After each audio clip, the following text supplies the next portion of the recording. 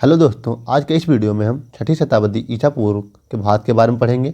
इसमें महत्वपूर्ण क्वेश्चनों को हमने रखा है जो बार बार एग्जाम में पूछे गए हैं। चाहे आपको किसी भी एग्जाम की तैयारी कर रहे हो, सभी एग्जाम के लिए महत्वपूर्ण है। चलिए वीडियो को शुरू करते हैं।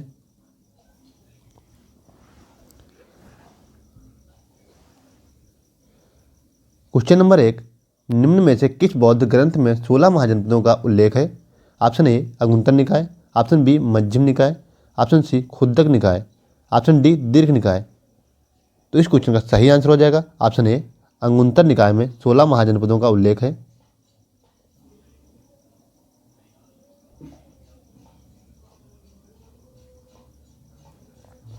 बौद्ध ग्रंथ अंगुत्तर निकाय एवं जैन ग्रंथ भगवती सूत्र में 16 महाजनपदों का उल्लेख मिलता है। 16 महाजनपदों में मगध सर्वाधिक शक्तिशाली था, जबकि अस्मक ही एकमात्र ऐसा जनपद था जो दक्षिण भारत में गोदावरी नदी के किनारे स्थित था।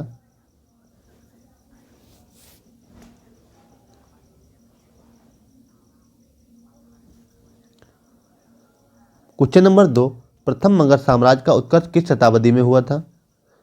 ऑप्शन ए ईसा पूर्व चौथी शताब्दी, ऑप्शन बी ईसा पूर्व छठी शताब्दी, ऑप्शन सी ईसा पूर्व दूसरी शताब्दी, ऑप्शन डी ईसा पूर्व पहली शताब्दी।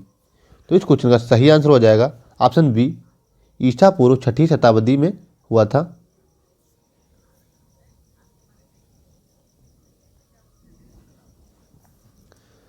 प्रथम मगध साम्राज्य का उत्कर्ष ईसा पूर्व छठी शताब्दी में हुआ था। हरेक वंश का शासक बिंबिसार, जिसका शासनकाल लगभग 544 से 492 ईसा पूर्व रहा है, बृहदत्त को पराजित कर मगध साम्राज्य की स्थापना की, अतः उसे ही मगध साम्राज्य का वास्तविक संस्थापक माना जाता है। मगध की प्राचीन राजधानी राजगृह या गिरिब्रिथ थी।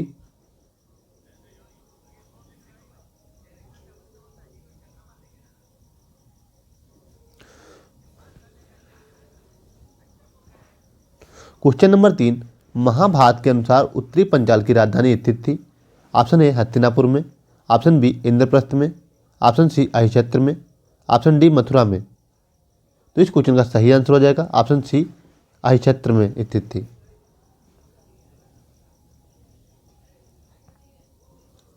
अहिक्षेत्र वर्तमान बरेली में है। उत्तरी पंचाल की राजधानी थी तथा काम्पिल्य जो फर्रुखाबाद में स्थित है दक्षिणी पांचाल की राजधानी थी। इन दोनों राज्यों को गंगा नदी अलग करती थी।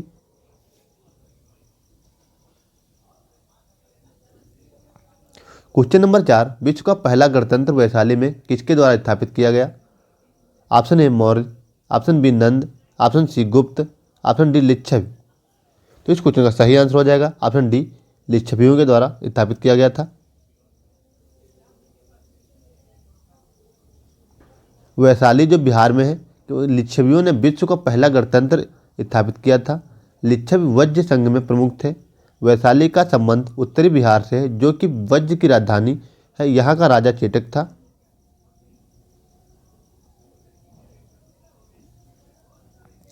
प्राचीन श्रावस्ती का नगर विन्यास किस आकृति का है? ऑप्शन ए वृत्ताकार, ऑप्शन बी अर्धचंद्राकार, ऑप्शन सी त्रिभुजाकार, ऑप्शन डी आयताकार। तो इस क्वेश्चन का सही आंसर हो जाएगा ऑप्शन बी, अर्धचंद्राकार है।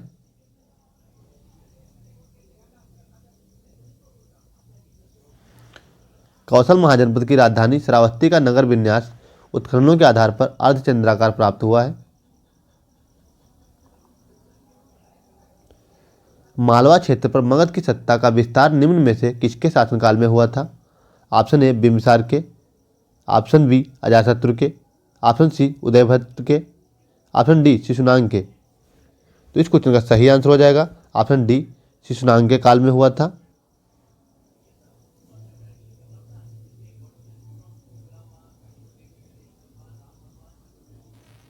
पुराणों के अनुसार मगध नरेश शिशुनाग ने अवंती नरेश चंड प्रद्योत को पराजित कर अवंती मालवा को मगध साम्राज्य में मिलाया था। शिशुनाग ने वैशाली को दूसरी राजधानी बनाया था।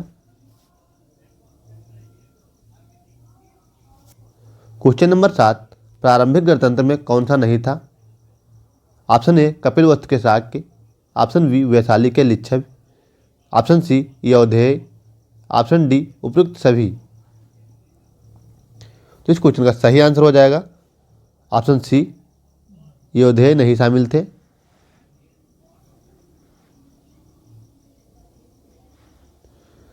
कपिलवस्तु के शाक्य, वैशाली के लिच्छव, सुमसुमागिरी के भग्ग, रामग्राम के कोली, कुशीनारा के मल्ल, मिथिला के विदेह आदि बुद्ध काल के गंगा घाटी में कई गणराज्यों के अस्तित्व के प्रमाण प्राप्त होते हैं, जबकि अयोध्या गुप्त काल में झेलम नदी और सिंधु के मध्य का भाग था।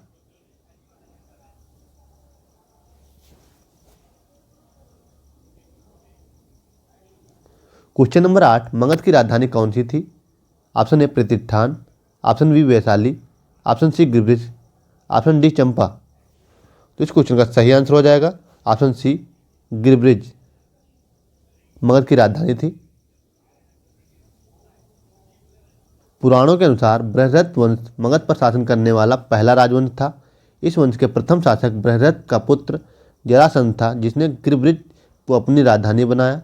उदयन ने राजगृह से राजधानी पाटलिपुत्र स्थानांतरित की थी।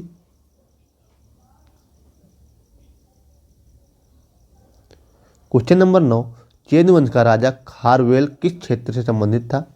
Option A Cholamandalam, option B Kalinga, option C Kannauj, option D Purushapura. तो इस क्वेश्चन का सही आंसर हो जाएगा ऑप्शन बी कलिंग।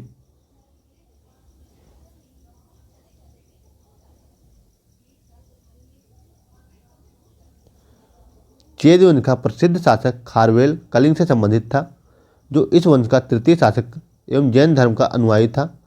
खारवेल के विषय में हाथी गुम्फा, खंडगिरी या उदयगिरी का गुफाओं से साक्ष्य मिलते हैं।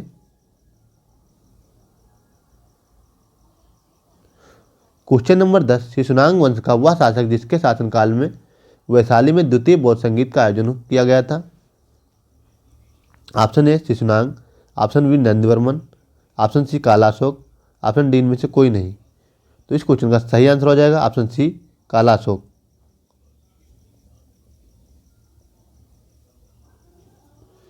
शिशुनाग वंश का शासक कालाशोक था, जिसके शासन काल में वैशाली में द्वितीय बौद्ध संगीत का आयोजन हुआ था। इसी संगीत 383 ईसा पूर्व में हुई थी। बौद्ध संघ स्थापित एवं महासंघ दो भागों में बट गया था।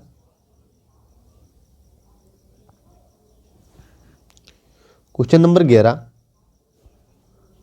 गोदावरी नदी के तट पर स्थित महाजनपद था। Option A Avanti, option B Vatsa, option C Asmaka, option D Kamboja. तो इस क्वेश्चन का सही आंसर हो जाएगा ऑप्शन सी अस्मक गोदावरी नदी के तट पर स्थित था। 16 महाजनपदों में अस्मक, जो दक्षिण भारत के ओर नर्मदा नदी तथा गोदावरी नदियों के मध्य स्थित था, जिसकी राजधानी पैठन थी अथवा पोटिल, प्राचीन नाम प्रतिष्ठान।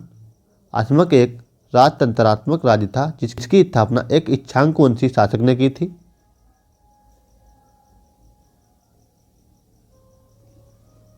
क्वेश्चन नंबर 12, भारत का कौन सा क्षेत्र प्राचीन काल में अवंतिका के नाम से जाना जाता था?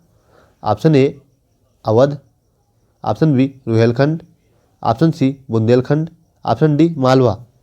तो इस क्वेश्चन का सही आंसर हो जाएगा ऑप्शन डी मालवा।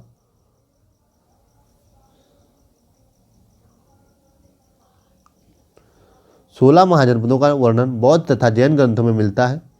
मालवा महाजनपद वर्तमान मध्य प्रदेश प्राचीन काल में अवंतिका के नाम से जाना जाता था। यह राज्य दो भागों में विभक्त था। उत्तरी अवंत की राजधानी उज्जैनी थी तथा दक्षिणी अवंत की राजधानी महिष्मती थी।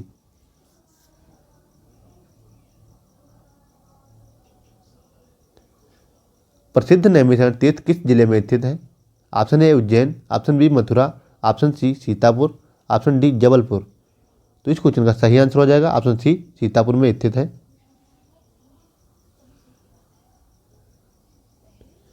प्रसिद्ध नैमिषारण्य तीर्थ उत्तर प्रदेश के सीतापुर जिले में गोमती नदी के तट पर स्थित है।